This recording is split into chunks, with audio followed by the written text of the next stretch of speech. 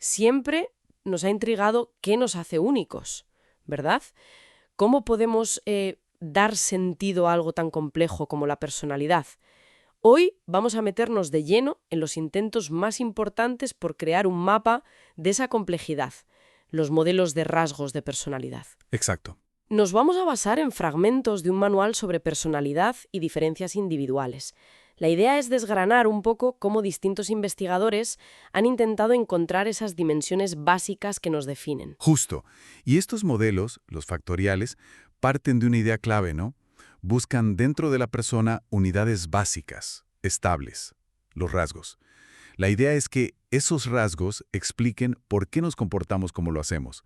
Y la herramienta principal es el análisis factorial, el AF. Espera, detengámonos un segundo ahí. El análisis factorial.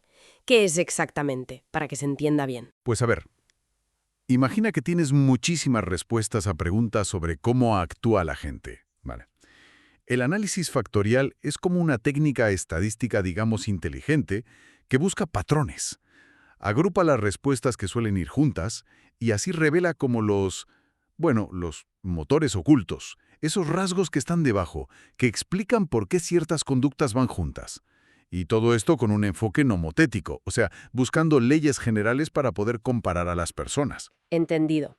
Como un detector de estructuras ocultas en los datos. Vale. Pues empecemos el viaje con R. B. Cattell. ¿Cuál fue su gran apuesta?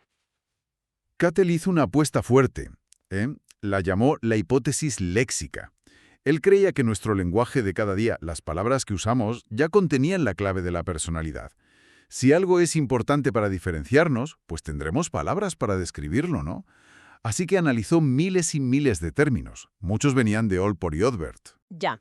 ¿Y cómo pasó de ese diccionario enorme a un modelo concreto? Pues recopiló datos de 3 fuentes distintas. Datos L, de observaciones en la vida real, Q, de cuestionarios, o sea, lo que la gente dice de sí misma, y T, de pruebas objetivas. Aplicando el análisis factorial sobre todo a los datos L y Q, llegó a identificar 16 factores primarios, bipolares, ¿sabes? Como afabilidad frente a frialdad. Y para medirlos creó su famoso cuestionario, el 16PF. El 16PF, sí, me suena. Eso es. Aunque, ojo, estos 16 factores no eran del todo independientes, ¿eh? Se podían agrupar en factores más amplios, de segundo orden, como extraversión o ansiedad. 16 factores. Suena muy detallado. Quizás demasiado para usarlo fácilmente, ¿no? Sí. ¿Le cayeron críticas por eso? Sí, correcto. Una de las críticas principales fue justo esa, que era un modelo muy complejo con demasiados factores. Y además, otros investigadores tuvieron problemas para replicar exactamente su estructura factorial. Y eso, claro, es fundamental para que un modelo sea científicamente sólido. Claro, la replicabilidad. Bien, pues pasemos página. Eysenck. Su camino fue diferente, ¿verdad? Totalmente. Eysenck no empezó por el lenguaje, sino por la teoría, por la historia incluso. Se inspiró en gente como Hipócrates, Galeno, Wundt, Jung, para formular hipótesis sobre cuáles serían las dimensiones fundamentales. Y luego usó el análisis factorial para comprobar si esas ideas cuadraban con los datos. Propuso una estructura como una pirámide, jerárquica. Abajo, reacciones específicas, luego hábitos, más arriba rasgos y en la cima los tipos o superfactores. ¿Y su modelo más conocido es el PEN? Exacto. Su propuesta final se quedó con 3 grandes superfactores, que él veía como independientes, o sea, ortogonales. Psicoticismo P, extraversión E y neuroticismo N. La extraversión incluye rasgos como ser sociable, activo, el neuroticismo, pues ansiedad, tensión, y el psicoticismo, impulsividad, cierta frialdad, agresividad. Y un punto clave es que Eysenck se esforzó mucho en buscar las bases biológicas de estas dimensiones. Su test más famoso es el EPQR. 3 dimensiones parecen mucho más manejable que 16, desde luego. Pero, ¿no se corre el riesgo de simplificar demasiado? La personalidad es tan rica. Esa es una crítica que se le ha hecho, claro. Si 3 dimensiones bastan para capturar la complejidad humana. Pero bueno, la fuerza del modelo de Eysenck fue su simplicidad, su base teórica y esa conexión con la biología. Tuvo una influencia enorme. Y con eso llegamos al modelo que parece que hoy en día es el dominante. Los 5 grandes, o Big Five. Así es. Este modelo también tiene raíces en el enfoque léxico, como el de Cattell, pero se consolidó más tarde, sobre todo con el trabajo de Costa y McRae en los años 80. Proponen 5 grandes factores como las dimensiones básicas del temperamento: neuroticismo, extraversión, apertura a la experiencia, cordialidad o amabilidad y responsabilidad. Aquí la cosa se pone interesante. ¿Qué aportaron Costa y McRae en particular? ¿Cuál fue su contribución clave? Pues desarrollaron un inventario muy influyente, el NEO-PIR. Y lo interesante es que no solo mide esos 5 grandes factores, sino que cada uno lo desglosa en 6 facetas más específicas. Ah, vale. O sea, en total tienes 30 puntuaciones. Eso permite una descripción mucho más fina, más matizada de la persona. Por ejemplo, dentro de neuroticismo, pues mides facetas como ansiedad, hostilidad, vulnerabilidad. Entiendo, da más detalle. Exacto.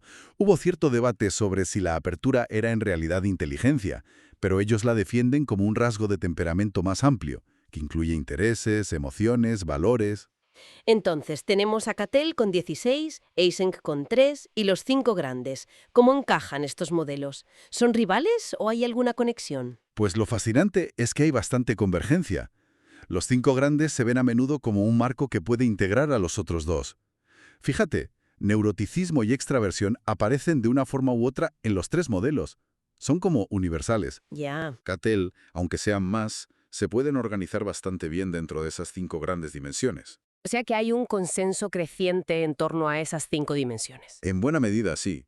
Esa convergencia y además la evidencia de que funcionan en distintas culturas y son estables en el tiempo, le dan mucha fuerza al modelo de los 5 grandes. Se ha convertido casi en un lenguaje común en psicología. Aunque, claro, no está libre de críticas. ¿Cómo cuáles? Pues, por ejemplo, que al venir del enfoque léxico, quizás se deja fuera cosas importantes que no se reflejan tanto en adjetivos, como la motivación, los valores, las metas personales. Entendido. Bueno, resumiendo un poco, hemos visto un viaje fascinante, ¿no? Décadas de investigación intentando poner orden en la personalidad, desde los 16 de Cattell, pasando por los 3 de Eysenck, hasta llegar a este consenso de los 5 grandes. El objetivo final, en el fondo, es entender esas diferencias individuales que son más o menos estables, que nos hacen ser quienes somos, y poder predecir un poco cómo actuaremos. Estos modelos nos dan una estructura, un lenguaje compartido para hablar de ello. Y para cerrar, quizá una reflexión final. Si estos mapas se basan sobre todo en cómo nos describimos o cómo actuamos habitualmente según cuestionarios y observaciones, ¿qué partes importantes de nuestra experiencia vital, quizá las metas que nos mueven, nuestros valores más profundos o cómo cambiamos según el contexto, podrían estar quedándose un poco en los márgenes de estos grandes modelos? Es una buena pregunta. Algo sobre lo que seguir pensando, desde luego.